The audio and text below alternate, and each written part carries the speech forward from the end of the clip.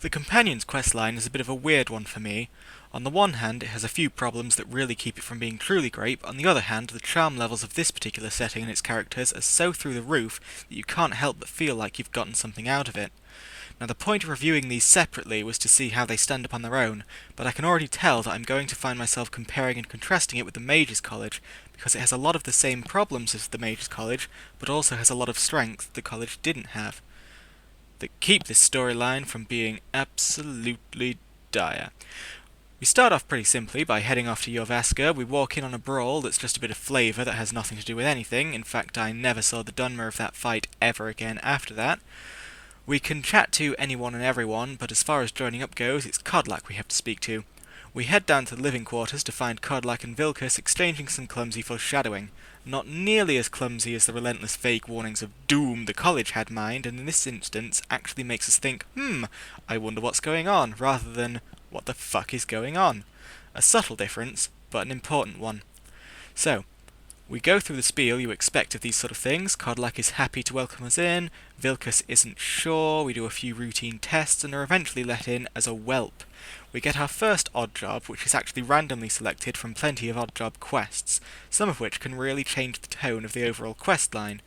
Some players may be instructed to delve into a dangerous Falmer-infested ruin to rescue victims of kidnapping, whereas others simply have to go and rough someone up for loutish behaviour. One is significantly heavier than the other. After we do one odd job, the plot kicks into gear with needlessly grumpy and aggressive authority figure Skjor informing us of a newly discovered fragment of Wuthrad, and we're to accompany Farkas to go get it as part of our initiation trial. A few comments here. First, while every fibre of my common sense says the less padding the better, another part of me thinks we should have done more than just one odd job before our proper initiation trial. It'd be nice if they worked in some grunt work to the actual storyline like they did in Oblivion, but Skyrim as a game has this whole radiant quest thing going on, and as long as that's the case, I still feel like 2 or maybe even 3 odd jobs before the trial would have felt a touch more realistic. Another thing is Wuthrad. We're not told what Wuthrad, damn, that word is going to be the death of me, I can tell now. We're not told what Wuthrad is at first, which can invoke that sinking feeling of, oh god, it's MacGuffin time all over again, Mages College 2.0, but fortunately when we ask it turns out Wuthrad is the axe Ysgramor, the founder of the Companions, used in life, and they'd quite like to have it.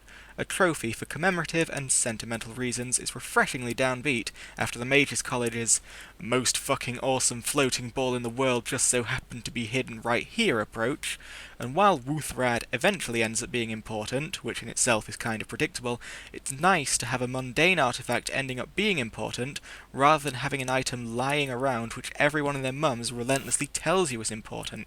Stupid Citric Order. So we go off with Farkas, and after a bit of delving, we're attacked by some random nobodies called the Silver Hand, and Farkas turns into a werewolf to take them down.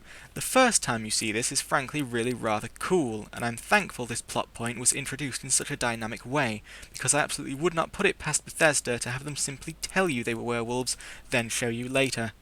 After that cool scene is just your basic dungeon crawl, with Farkas tagging along and then you get the fragment. Thank God Delphine didn't steal it. We get back to Jorvaska, and you're officially introduced into the Companions, with Farkas swearing an oath on your behalf.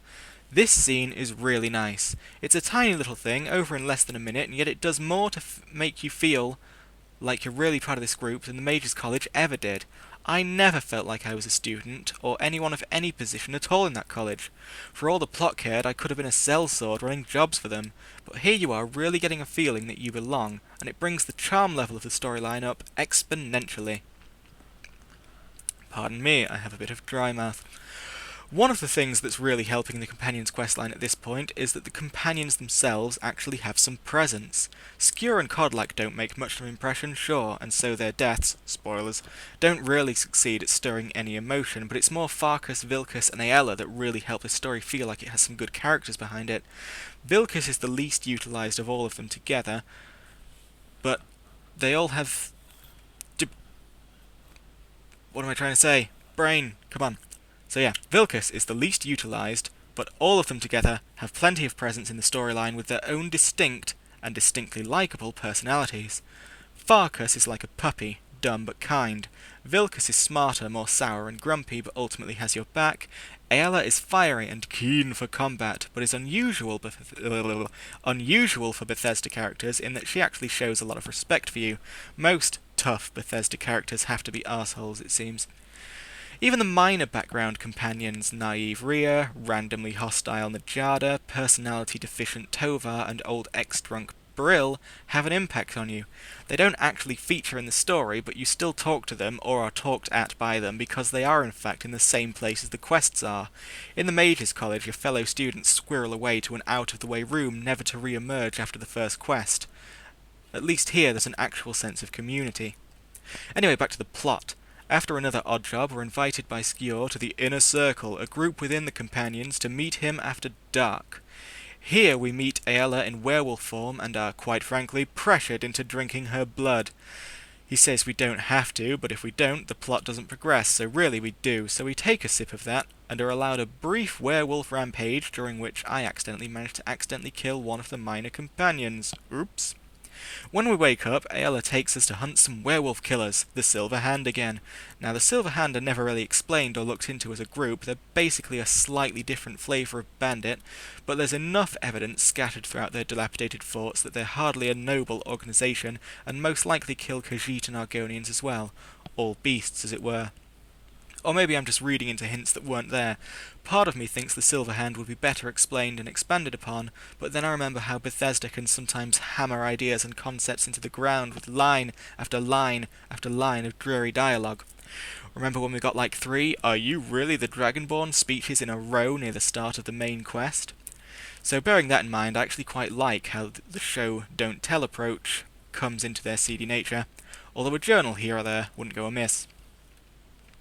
Frankly, if the Silver Hand were our antagonists, I'd be quite annoyed at how flat they are. Unfortunately, they're not, and in a really nice touch, the main antagonist of this story is more abstract. The lycanthropy itself. We find out that centuries ago the Companions were cursed by Hagravens with werewolf disease. Extra strength at the cost of their souls. Upon death, affected Companions go not to Sovngarde, but to Hircine's realm of Oblivion. However, Oblivion is not necessarily hell, and an afterlife of eternal hunting is actually desired by some, particularly Aella.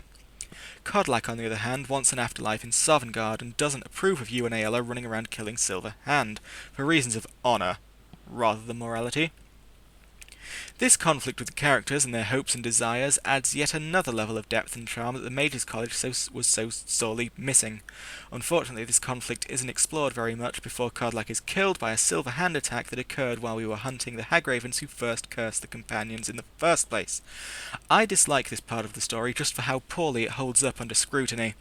A small band of 2-bit bandits with no particular combat skill managed to bum rush not only one of the best defended cities in Skyrim, but also assault a mead hall containing some of the strongest and most skilled warriors in Skyrim, and managed to take out the leader? I'm sorry, I just can't see them having the manpower for that. The Silver Hand were clearly opportunistic killers, picking werewolves, vampires, and beast species off alone. An actual assault on Jorvaska would surely end with a massacre. Their massacre. Maybe they could have ganked Kodlak with a concentrated effort, but even then this is a hall packed with skilled warriors, and while old, I'm sure Kodlak is no slouch himself. This attack is frankly a plot hole. Though at the very least, Kodlak's death is more than just a cheap way to make sure you get to be the Companions' leader. This time round, it's actually important to the plot. Vilkas and Aella, who have previously been dismissive of Kodlak's concerns, now realise that Kodlak deserves the afterlife he wanted. As luck would have it, there is a way to cleanse people of lycanthropy even after death, and the Glenmoral Witches' heads and the newly restored Axe Wuthrad are the way to do it. Glenmoral Witches being the Hagravens, by the way. You've just seen the questline, surely, so you know that anyway.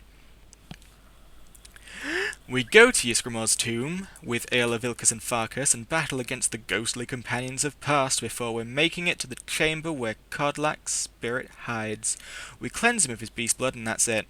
Done. We're the leader now, and everything's alright. It's a little anticlimactic, and more could be done with it, but I'll take it over the shit phoned-in boss fight that was on Carno. All in all, my feelings for this questline are mixed. I really like it, I like the story, and I like the characters, but there's just not enough of it. It's so short. The multiple raids on the Silver Hand are basically padding, and the padding quests are also padding, obviously. Take those out and it's over in a flash. Unlike the Mages College, these are characters that felt real, that were interesting and good, and Skyrim's take on the lycanthropy was really original. I would love to have spent more time with these characters and explored them all a little bit more, and also a lot more could have been done with the lycanthropy itself. We see Farkas go wolf once, and we see Aella in wolf form once, both very briefly, and they never do this again. And even though Aella is quite keen on the hunt, as it were. Imagine what awesome and memorable quests we might have ended up with had we had a few that involved Farkas, Vilkas, Aella, and ourselves in beast form, fighting side by side against the Silver Hand or something. And as I said earlier, the ending is a bit anticlimactic, and it's a real tease about it too. Kodlak's spirit talks about maybe possibly storming Hircine's realm with the spirits of Sovngarde to take back the stolen companions one day. No, forget one day, why aren't we doing that now? In the Elder Scrolls series as a whole, we've been to at least Sovngarde, the Shivering Isles, Mehrunes Dagon's Plane of Oblivion, and the Solcairn. Going to a plane other than Mundus wouldn't be that much of a big deal to write in. We could have totally had that amazing climactic battle, but I guess Bethesda ran out of steam. Ultimately, my biggest complaint with the Companions is that there's just not nearly enough of it. Hell, this is a lot shorter than the Mages College. When all things considered, this deserves to be a lot longer.